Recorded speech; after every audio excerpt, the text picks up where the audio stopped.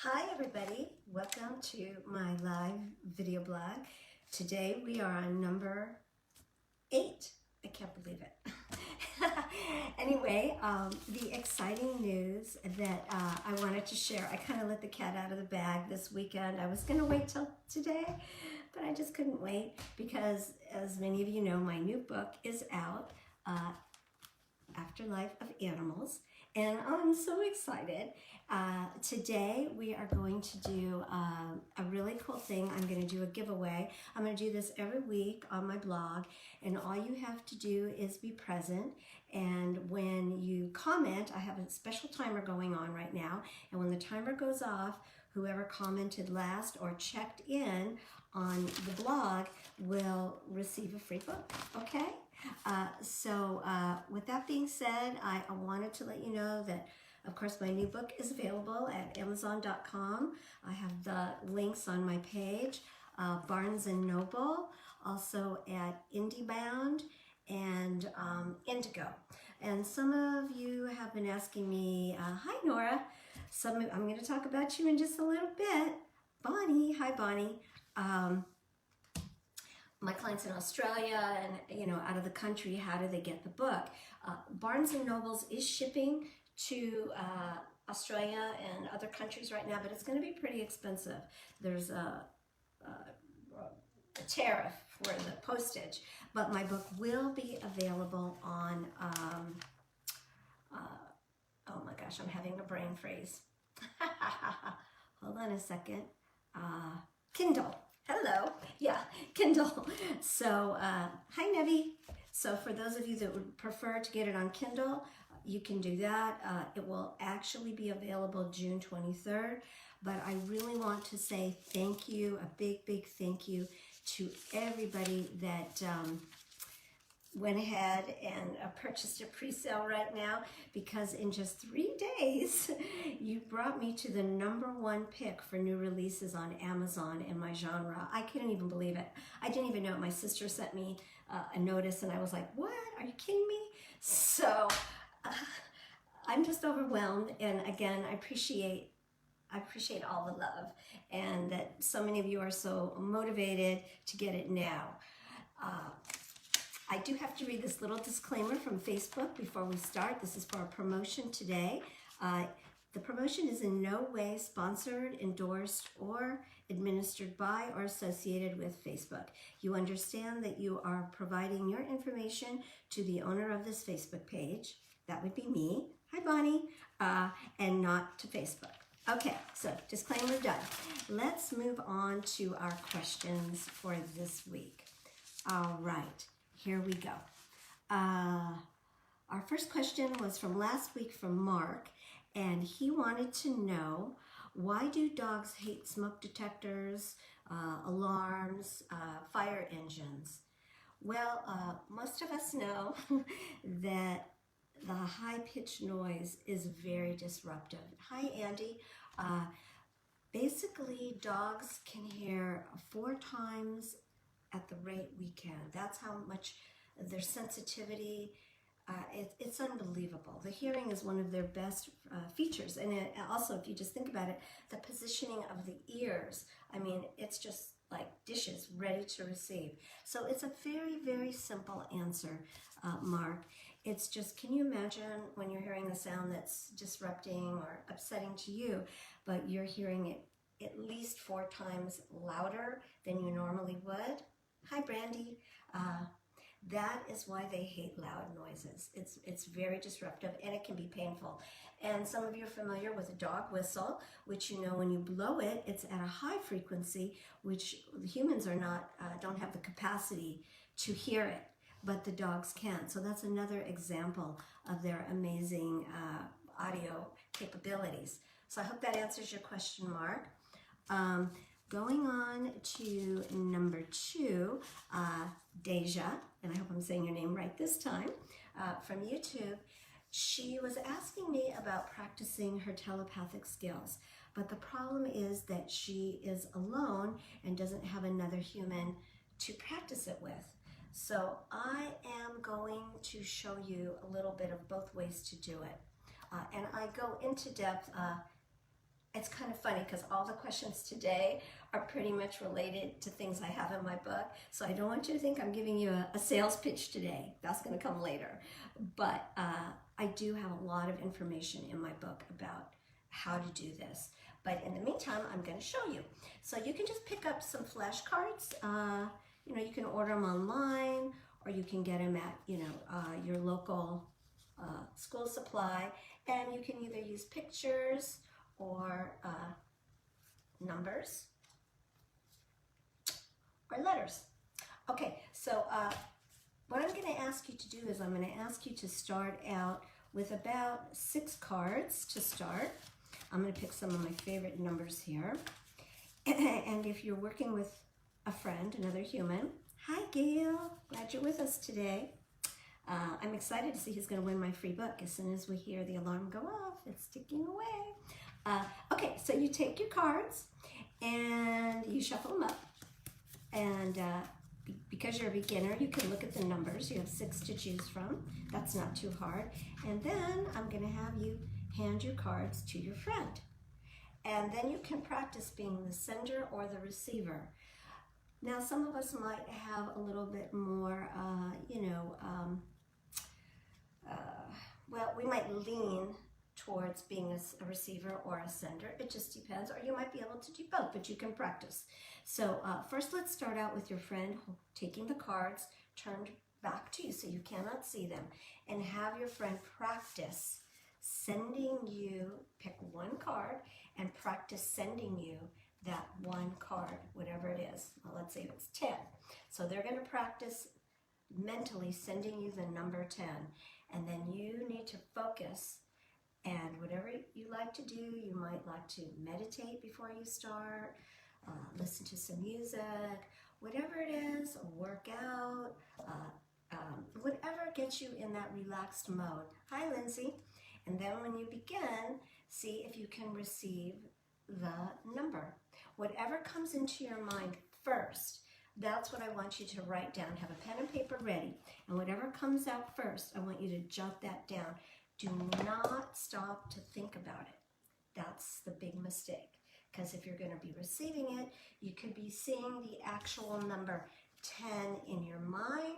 You could hear your friend thinking 10, 10, 10. Or you might be receiving it another way. You might actually see a visual, which is remote viewing.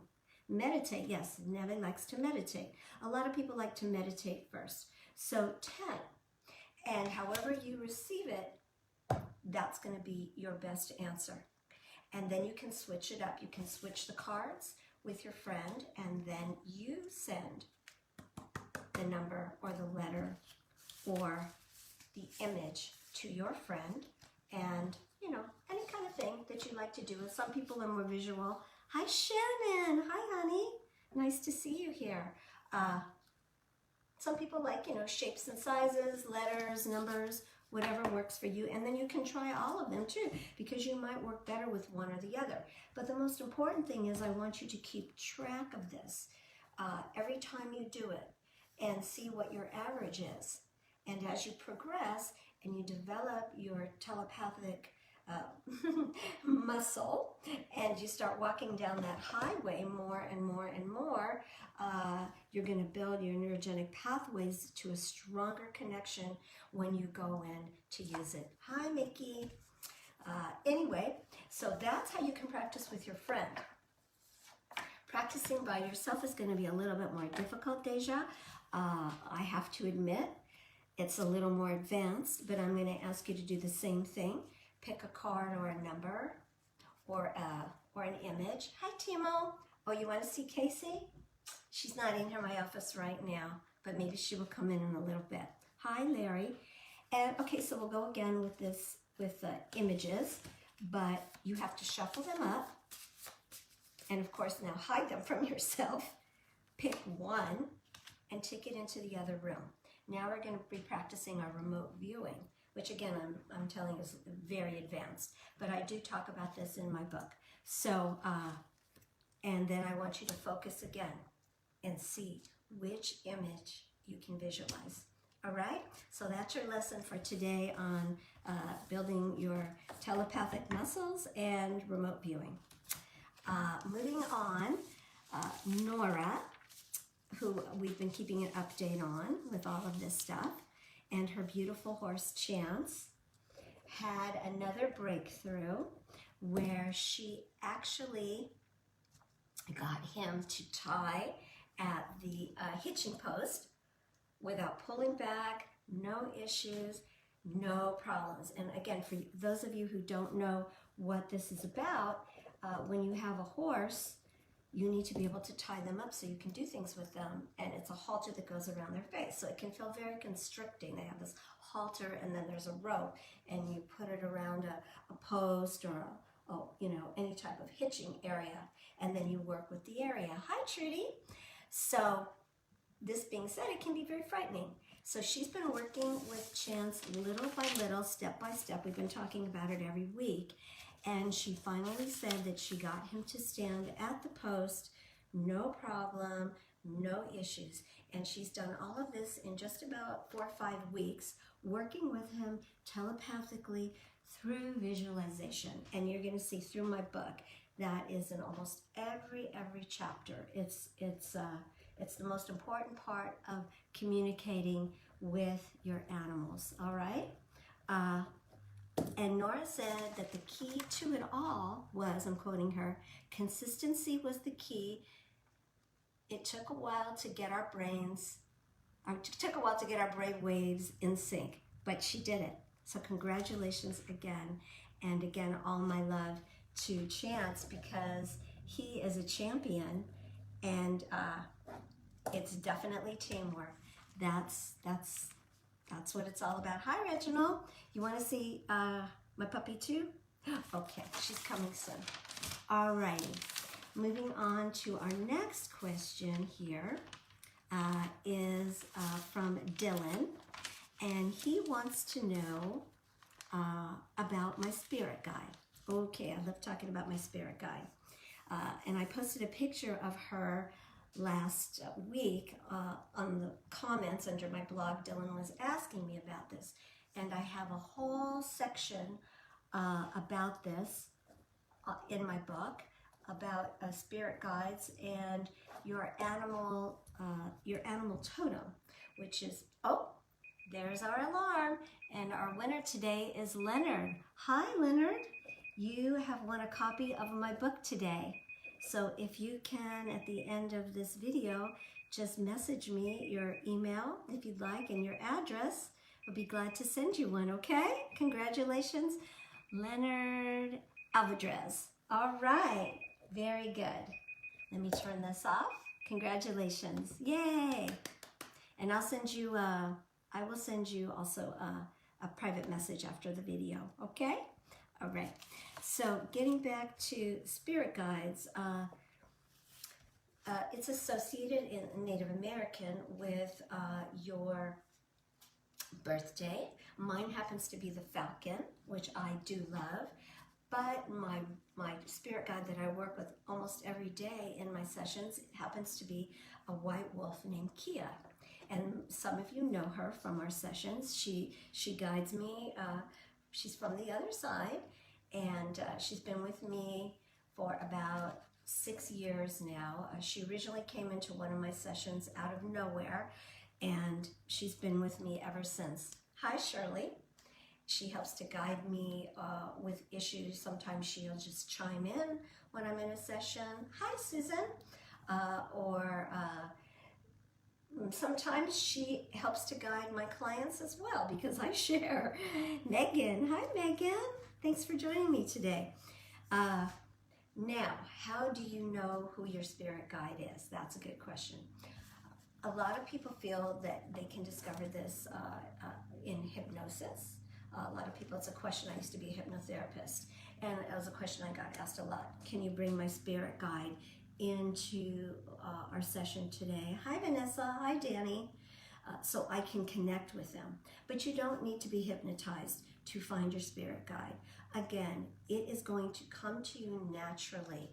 You can't really force this type of thing. You might have visions when you're sleeping, dreaming of an animal spirit or an animal totem coming your way. Hi, Vic. Nice to see you. Hey, Megan. Morgan. Hi, Morgan. And Vic, I will get your book signed. I promise. We're going to figure that out somehow, one way or another. Hi, Melissa. So be open. I know a lot of you are into your dreams and all that kind of stuff, which you should be, because dreams do mean a lot at times. Sometimes it's just random thoughts firing off while you're asleep, but they can have meanings, especially when you're in that in-between state, of consciousness and going into, the delta state. You can ask your spirit guide for help. And again, I have a whole process and section in my book about how you achieve this with your spirit guide before you go to sleep at night. It's really a cool process, and it's worked. It's tried and true. I mean, it's worked over and over again for my clients, because they want to know how they can continue to be guided even after our session. They want to connect with their guides, and you don't really need me. Hi, Tony. I'm just kind of the connector at that moment, but really your spirit guide is there for you. They're not there for me. So it's interesting to see what you perceive. You might even feel an association, or an affinity for a particular type of animal that's pulling you towards that, and that might very well be your guide. Also, you might be having visions or seeing a particular animal all the time. It doesn't have to be live. It could be in pictures, advertisement, this, that. And again, I talk about all of this in my book. I go through a myriad of animals for you to choose from and see what their spiritual meanings are. So that's a lot of fun. But most importantly, besides all that, is what your spirit guide means to you personally, your own personal relationship, which you can build and develop over time. So it's really a very cool thing to have. Does everybody have one? Good question. I do not know that. I can't say for sure that everybody has one. But again, you must let this come to you. This isn't something that you look up in a book or figure out. Your spirit guide needs to come to you and connect. And once you feel that connection, you'll know it's real, and then you can go ahead and build upon all of that, all right? Okay, so are there any questions out there that anybody has about any of this stuff that we talked about today, or any questions about my book? Wait a minute here and see if we have any other questions coming in right now. Maybe I can grab Casey. Casey, can you come here, honey? See, my dog doesn't even listen to the communicator. Quesadilla. Oh, there she is. Okay. Hey, Timo. Here's Casey. Everybody wants to say hi to you today. Casey is doing great after her surgery. Just wanted to let you know. Hi, Shirley. Is your spirit guide a human or an animal? Well, today we're talking about animal totems, but yes, it can also be a human.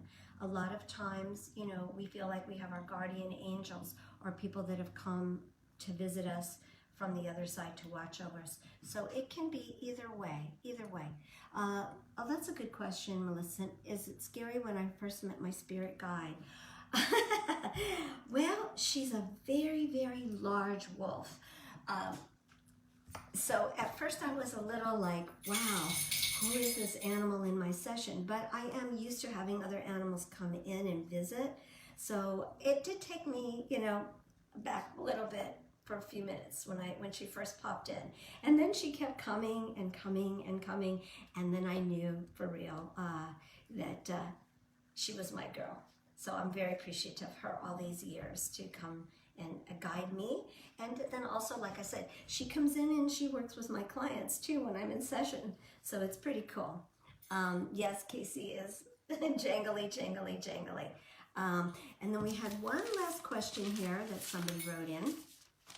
But please feel free to comment live right now.